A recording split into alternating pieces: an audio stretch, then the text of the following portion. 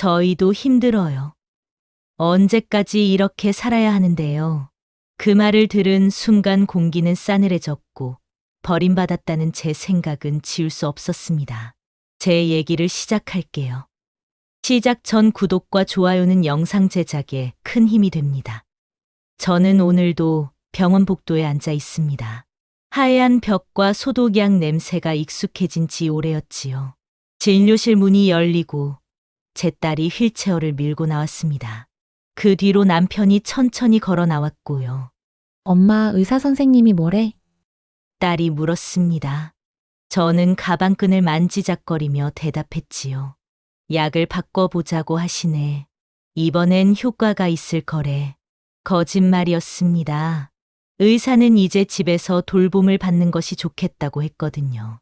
하지만 저는 그 말을 차마 할 수 없었습니다. 남편과 저는 평생을 아이들을 위해 살았습니다. 남편은 30년을 한 회사에 다니며 악착같이 일했지요. 저 역시 마찬가지였습니다. 아이들 학원비며 대학 등록금이며 그 모든 것을 위해 옷 한 벌 제대로 사입지 않았습니다. 엄마, 나 학원 하나만 더 다니면 안 돼? 딸이 중학생이던 시절, 그렇게 조르던 모습이 떠올랐습니다. 저는 그날도 고개를 끄덕였지요. 그리고 저녁 파트타임 일을 하나 더 구했습니다. 아들은 과묵한 아이였습니다. 많은 것을 요구하지 않았지요. 하지만 우리는 알았습니다. 그 아이도 친구들처럼 좋은 것을 갖고 싶어 한다는 것을요. 그래서 더 열심히 일했습니다.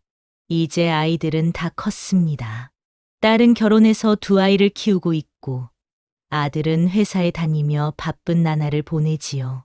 명절에 한 번씩 모이면 우리는 여전히 부모였습니다. 밥을 차려주고 반찬을 싸주는요. 그러다 작년 봄, 제 몸에 이상이 왔습니다.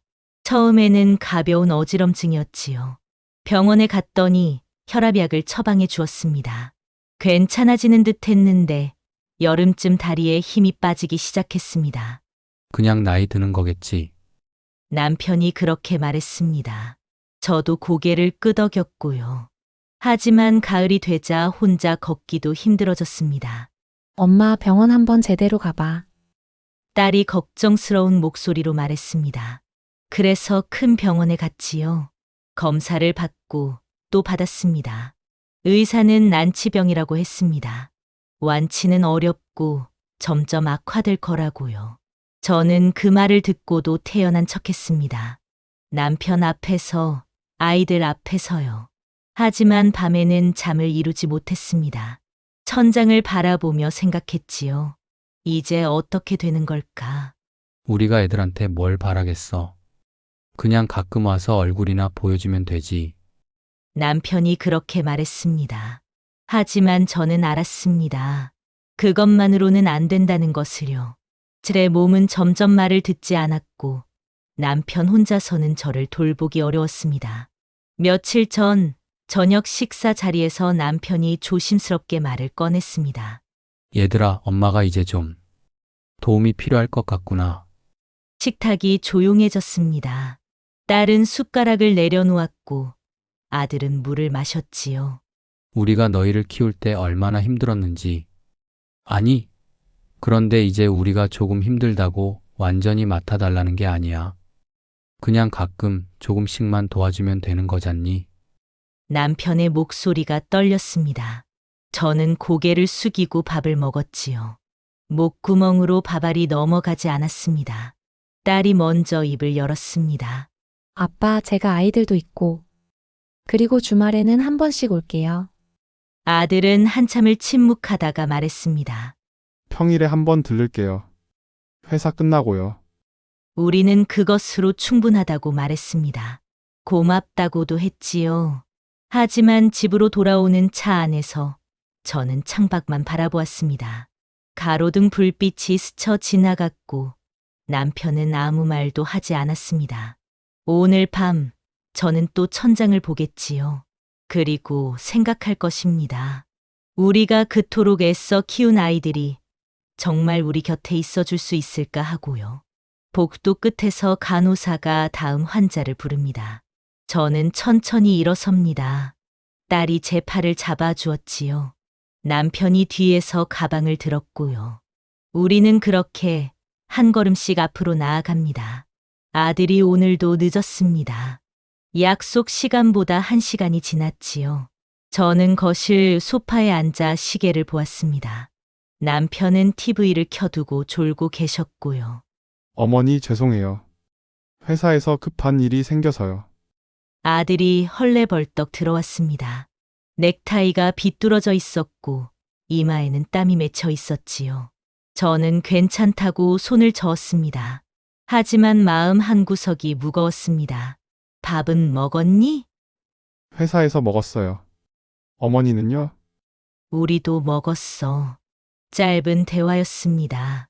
아들은 가방을 내려놓고 부엌으로 갔지요. 냉장고 문을 열고 물을 마셨습니다. 저는 그 모습을 지켜보았습니다. 아들의 어깨가 처져 있었어요. 지난주부터 아들이 평일 저녁에 들르기로 했습니다. 딸은 주말에 오기로 했고요. 하지만 현실은 달랐습니다. 아들은 회의 때문에, 야근 때문에 자주 못 왔지요. 딸 역시 아이들 학원 때문에 주말에도 바빴습니다. 엄마 미안해요. 다음 주에는 꼭 갈게요. 딸의 전화 목소리에는 미안함이 묻어났습니다. 저는 괜찮다고 했지요. 하지만 전화를 끊고 나면 남편과 단둘이 남았습니다. 남편은 저를 부축해 화장실에 데려다 주었고 식사를 차려주었어요. 70이 넘은 남편의 손이 떨리는 것을 저는 알았습니다. 어느 날 저녁 아들이 며느리와 함께 왔습니다. 오랜만이었지요. 며느리는 예전처럼 웃지 않았습니다. 인사를 하고 거실에 앉았을 때 그녀의 얼굴이 피곤해 보였어요. 어머니 저희가 할 이야기가 있어요. 아들이 입을 열었습니다. 저는 남편을 보았지요. 남편도 저를 보았습니다. 요양시설을 알아봤어요. 집에서 가까운 곳으로요.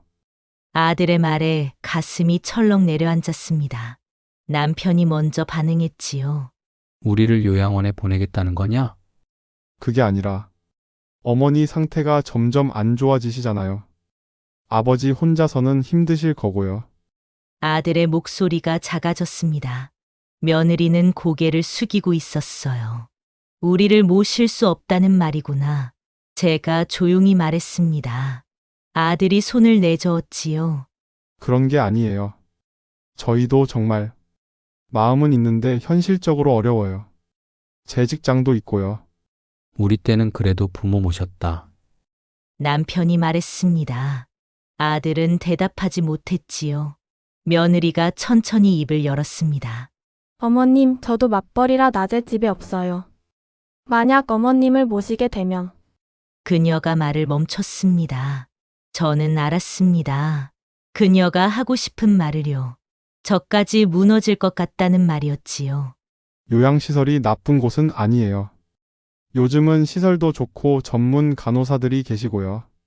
아들이 팜플렛을 꺼냈습니다.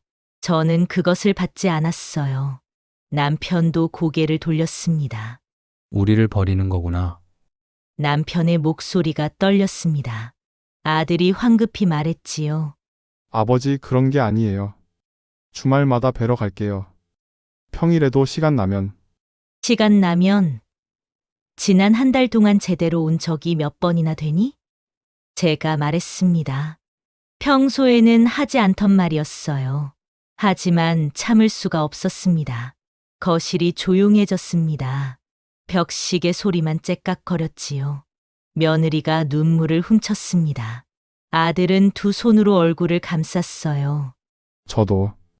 저도 힘들어요, 어머니. 아들의 목소리가 갈라졌습니다. 저는 가슴이 먹먹해졌지요. 우리가 그토록 사랑한 아이가 우는 모습을 보는 것은 견디기 힘들었습니다. 그날 밤 그들은 아무 결론도 내리지 못하고 돌아갔습니다. 저는 침대에 누워 천장을 보았어요. 남편이 옆에서 한숨을 쉬었습니다. 우리가 짐이 된 거야. 남편이 중얼거렸습니다. 저는 대답하지 않았어요. 대답할 수가 없었지요. 며칠 후 딸에게서 전화가 왔습니다. 엄마, 오빠한테 들었어요. 요양시설 얘기요. 그래. 엄마, 저도 오빠 말이 맞는 것 같아요. 집에서 계시는 것보다는. 저는 전화를 끊었습니다. 처음으로 아이의 전화를 먼저 끊었지요. 핸드폰을 내려놓고 창밖을 보았습니다. 봄비가 내리고 있었어요. 그날 저녁, 저는 남편에게 말했습니다. 우리 다른 방법을 찾아봐야 할 것 같아요. 남편이 저를 보았습니다. 저는 고개를 끄덕였지요. 아이들한테 기댈 수는 없어요. 다른 길을 찾아야 해요. 무슨 길인지는 아직 몰랐습니다. 하지만 분명한 것은 이대로는 안 된다는 것이었지요. 우리도 아이들도 모두 무너질 것 같았으니까요. 명절이 다가왔습니다. 예년 같으면 아이들이 모이는 날이었지요. 하지만 올해는 달랐습니다. 딸에게서 먼저 전화가 왔어요. 엄마, 이번에는 친정댁으로 가야 할 것 같아. 시어머니가 편찮으셔서. 저는 알겠다고 했습니다. 수로하기 너머로 딸의 안도하는 한숨이 들렸지요. 전화를 끊고 남편에게 말했어요. 딸은 안 온대요. 아들네는? 글쎄요. 결국 아들네 가족만 왔습니다. 하지만 그것도 오후 늦게였지요. 아들은 들어서자마자 사과했습니다. 죄송해요. 처가댁 먼저 들렀다 오느라. 며느리는 인사만 하고 부엌으로 갔어요. 손주들은 거실 한 구석에서 휴대폰만 들여다봤습니다. 저는 준비한 음식을 상에 차렸지요. 남편이 저를 도왔습니다. 식사 시간은 조용했습니다. 예전처럼 웃음소리가 나지 않았어요. 저는 손주에게 반찬을 권했습니다. 많이 먹어라. 식사 후 아들이 조심스럽게 말을 꺼냈습니다. 어머니, 저번에 말씀드린 요양시설 건 다시 생각해 보셨어요? 남편이 수저를 내려놓았습니다. 우리가 그렇게 키웠는데 결국 우리를 시설에 보내겠다는 거냐? 아버지, 그게 아니라 어머니를 제대로 돌볼 수 있는 곳이 제대로 돌본다는 게 무슨 뜻이냐? 남 손에 맡기는 게 제대로 돌보는 거냐? 남편의 목소리가 높아졌습니다. 손주들이 깜짝 놀라 고개를 들었지요. 며느리가 작은 목소리로 말했습니다. 아버님, 저희도 정말 최선을 다하고 싶은데, 현실적으로. 현실적으로 우리 때는 말이다. 아무리 힘들어도 부모를 모셨어. 그게 자식의 도리였지. 남편이 테이블을 탁 쳤습니다. 제가 남편의 손을 잡았어요. 여보, 진정해요. 아들이 한숨을 쉬었습니다. 아버지는 아직도 옛날 방식을 고집하시는데 저희는 정말 할 수가 없어요. 제 월급으로는 아이들 교육비에 집값에 돈 타령이냐? 우리가 널 키울 때도 돈이 없었다. 그래도 키웠어. 그때와 지금은 달라요. 아들의 목소리도 커졌습니다. 거실이 순식간에 얼어붙었지요. 며느리가 손주들을 데리고 방으로 들어갔습니다. 저는 테이블에 앉아 손을 모았어요. 아들이 이마를 짚었습니다. 어머니는 어떻게 생각하세요? 저를 보는 아들의 눈에 간절함이 있었습니다. 저는 천천히 입을 열었지요. 우리가 바라는 건 많지 않아. 가끔 들러서 얼굴 보여주고 힘들 때 도와주고 그것뿐이야. 그걸 못 해드려서 죄송해요. 정말 죄송한데. 아들의 목소리가 떨렸습니다. 하지만 어머니, 저도 제 가정이 있고 제 아이들이 있어요. 저까지 쓰러지면 안 되잖아요. 남편이 비웃듯 말했습니다. 그래, 너만 소중하지. 우리는 이제 짐이니까. 아버지, 아들이 소리쳤습니다. 하지만 이내 고개를 떨구었지요. 죄송해요. 제가 불효자인 거 알아요. 침묵이 흘렀습니다. 저는 아들의 떨리는 어깨를 보았어요. 남편은 창밖을 응시했습니다. 시계 소리만 째깍거렸지요. 그날 밤 아들네 가족은 일찍 돌아갔습니다. 며느리는 인사도 제대로 하지 않았어요. 손주들은 할머니, 할아버지를 쳐다보지도 않았습니다. 문이 닫히고 집이 텅 비었습니다. 남편이 소파에 주저앉았지요. 우리가 잘못 키운 걸까? 남편의 물음에 저는 대답하지 못했습니다. 부엌으로 가서 설거지를 했어요. 그릇을 씻으면서 눈물이 흘렀습니다. 비눈물에 눈물이 섞였지요. 다음 날 딸에게서 문자가 왔습니다. 엄마, 오빠한테 들었어요. 너무 그러지 마세요. 오빠도 힘들어요. 저는 답장을 쓰려다가 지웠습니다. 무슨 말을 해야 할지 몰랐어요. 남편이 식탁에 앉아 신문을 보고 있었습니다. 하지만 한 페이지도 넘기지 않았지요. 저는 그 옆에 앉았습니다. 여보, 우리 정말 아이들한테 짐이 된 걸까요? 남편이 신문을 내려놓았습니다. 모르겠어. 하지만 남편이 말을 멈췄어요. 저는 기다렸습니다. 하지만 우리도 살아야 하지 않겠어? 그 말이 가슴에 박혔습니다. 우리도 살아야 한다. 그렇지요.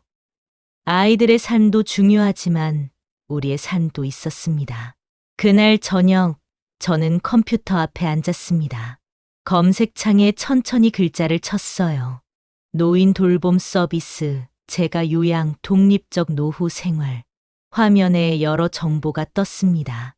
저는 하나하나 읽어 내려갔지요. 남편이 뒤에서 물었습니다.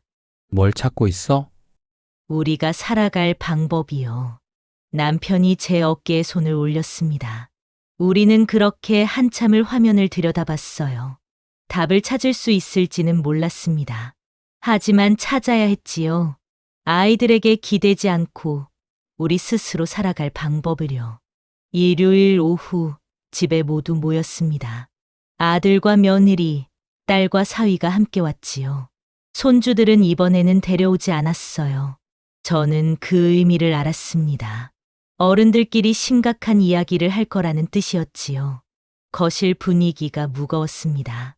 남편이 먼저 입을 열었어요. 오늘은 확실하게 정리를 하자. 아들이 고개를 끄덕였습니다. 딸은 손을 꼭 쥐고 있었지요. 어머니 상태가 점점 안 좋아지시는데 저희가 현실적으로 감당하기가. 아들이 말을 시작했습니다. 남편이 그 말을 끊었어요. 그래서 우리를 어떻게 하겠다는 거냐? 요양시설을 진지하게 고려해야 할 것 같습니다. 아들의 말에 제 가슴이 철렁했습니다. 남편의 주먹이 떨렸지요. 딸이 조심스럽게 거들었습니다. 엄마, 요즘은 시설이 정말 좋대요. 제 친구 어머니도 거기 계신데. 친구 어머니는 남이잖아. 제가 목소리를 높였습니다. 처음이었어요. 아이들 앞에서 그렇게 소리를 지른 것은요. 딸이 눈물을 글썽였습니다. 엄마, 저도 정말 모시고 싶어요. 하지만 아이들 둘에 집안일에 제 일까지. 저도 사람이에요. 그래, 너도 사람이지. 우리는 사람이 아니고 남편이 쏘아붙였습니다. 사위가 딸의 어깨를 감쌌어요. 며느리가 가방에서 서류를 꺼냈습니다. 어머님, 이것 좀 보세요. 여기가 집에서 가장 가까운 곳이고요. 시설도 깨끗하고. 보기 싫어. 제가 고개를 돌렸습니다. 며느리의 손이 멈췄지요. 아들이 한숨을 쉬었습니다. 어머니 제발 현실을 봐주세요. 저희도 한계가 있어요. 한계? 우리가 널 키울 때는 한계가 없었어. 남편의 목소리가 떨렸습니다. 우리는 밤낮 없이 일했어. 너희 학원비 벌려고, 대학 보내려고. 그때 우리한테 한계가 있었냐? 아들이 얼굴을 붉혔습니다. 그건 부모니까 당연한 거잖아요. 그래, 당연하지. 그럼 자식이 부모 돌보는 것도 당연한 거 아니냐? 침묵이 흘렀습니다. 딸이 눈물을 닦았어요. 며느리는 고개를 숙였습니다. 아들이 자리에서 일어났습니다. 아버지는 왜 이렇게 우리를 몰아세우세요? 저희도 죄책감에 미칠 것 같다고요. 죄책감? 그럼 우리는 어떻게 살라는 거냐? 저도 모르겠어요. 정말 모르겠다고요. 아들이 소리쳤습니다. 그리고는 현관으로 향했어요.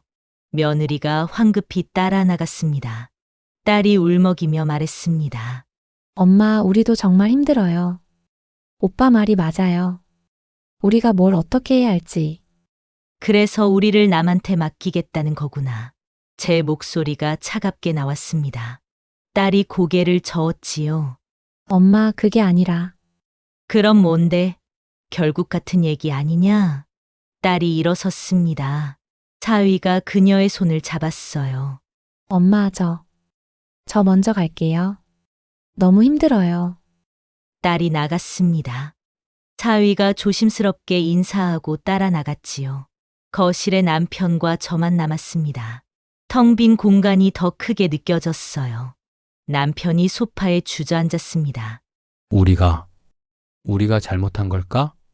남편의 목소리가 떨렸습니다. 저는 대답할 수 없었어요. 창밖에 비가 내리기 시작했습니다. 빗소리만이 고요한 집 안을 채웠지요. 저는 테이블 위에 놓인 요양시설 팜플렛을 보았습니다. 깨끗한 시설 사진과 친절한 설명이 적혀 있었어요. 하지만 그 어떤 글자도 제 눈에 들어오지 않았습니다. 남편이 고개를 떨구고 있었습니다. 어깨가 축 처져 있었지요. 저는 그 옆에 앉았어요. 한참을 그렇게 앉아 있었습니다. 아무 말도 하지 않았지요. 해가 저물었습니다. 거실이 어두워졌어요. 남편이 불을 켜지 않았고 저도 일어나지 않았습니다. 어둠 속에서 남편이 중얼거렸습니다. 우리 이제 어떻게 해야 하지? 저도 몰랐습니다. 하지만 한 가지는 알았어요. 이렇게는 안 된다는 것을요. 아이들도 우리도 모두 무너지고 있었습니다. 서로를 원망하고 상처 주고 멀어지고 있었지요. 저는 천천히 일어나 불을 켰습니다. 환한 빛이 거실을 채웠어요.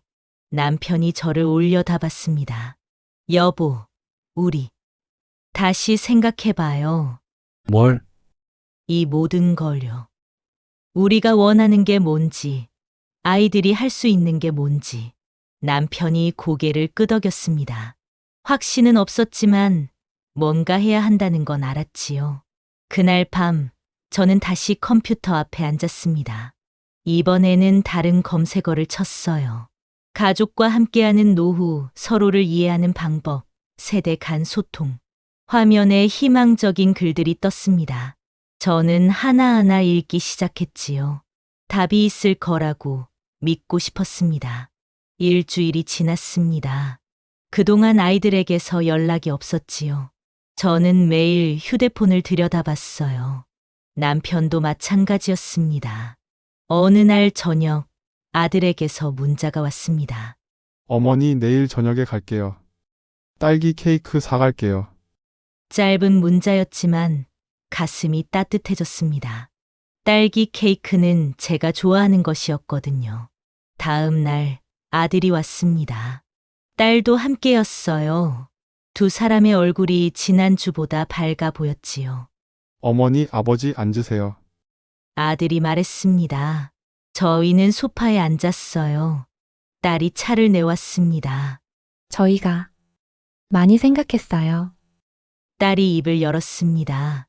엄마, 아빠한테 상처 드린 것 정말 죄송해요. 아들이 고개를 숙였습니다. 저희도 부모님을 모시고 싶어요. 진심으로요. 하지만 현실적으로 어렵다는 거 우리도 알아. 제가 먼저 말했습니다. 아들이 고개를 들었지요. 우리도 생각했어. 너희한테만 짐 지우는 게 맞는 건지. 남편이 말했습니다. 딸의 눈에 눈물이 맺혔어요. 아들이 서류를 꺼냈습니다. 지난번 그 요양시설 자료였지요. 어머니, 여기 한번 가보시겠어요? 그냥 둘러보기만이라도요. 저는 남편을 보았습니다. 남편이 천천히 고개를 끄덕였어요. 사흘 후, 우리는 그곳을 방문했습니다. 생각보다 깨끗했어요. 정원도 있었고, 사람들도 밝아 보였지요. 안내하는 분이 친절하게 설명해 주었습니다. 저는 복도를 걸으며 둘러보았습니다. 어르신들이 담소를 나누고 있었어요. 웃음 소리도 들렸지요. 어머니, 어떠세요? 아들이 조심스럽게 물었습니다. 저는 한참을 침묵했어요. 나쁘지 않네. 솔직한 말이었습니다. 남편도 고개를 끄덕였지요. 집으로 돌아와서 우리는 다시 이야기를 나눴습니다. 일단 한 달만 있어 보면 어떨까요? 딸이 제안했습니다. 그동안 주말마다 뵈러 올게요. 평일에도 오빠랑 번갈아 가며 들를게요. 아들이 덧붙였습니다. 절대 버리는 게 아니에요. 그냥 어머니를 더 잘 돌볼 수 있는 방법을 찾는 거예요. 저는 남편의 손을 잡았습니다. 남편이 제 손을 꽉 쥐었지요. 알겠다. 제가 말했습니다. 하지만 약속해라. 잊지 말고. 네, 어머니. 아이들이 동시에 대답했습니다. 한 달 후, 저는 그곳에 입소했습니다. 짐을 싸는 날, 딸이 와서 도와주었어요. 옷을 개면서 딸이 말했습니다. 엄마, 제가 매주 토요일에 올게요. 산책도 하고 맛있는 것도 먹고요. 그래, 고맙다. 아들도 왔습니다. 큰 가방을 들고요. 어머니가 좋아하시는 책이랑 라디오 챙겼어요. 심심하실까 봐요.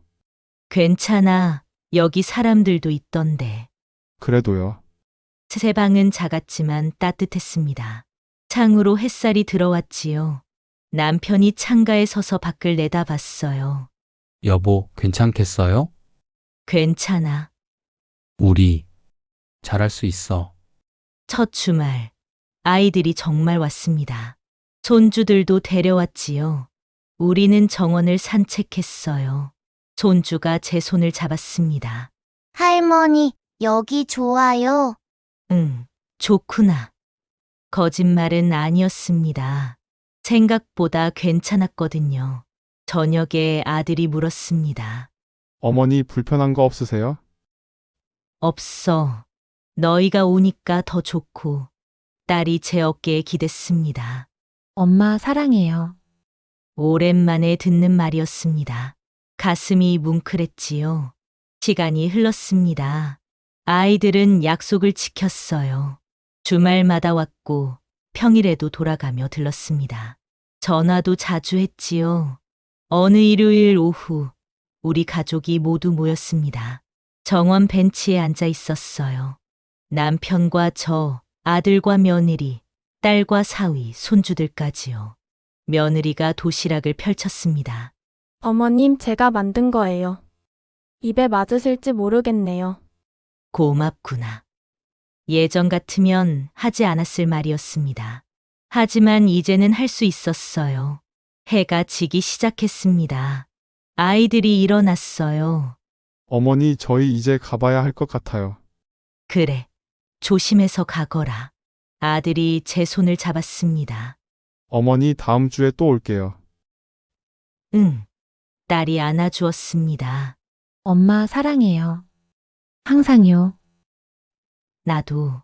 그들이 떠난 후 남편과 저는 벤치에 앉아 있었습니다.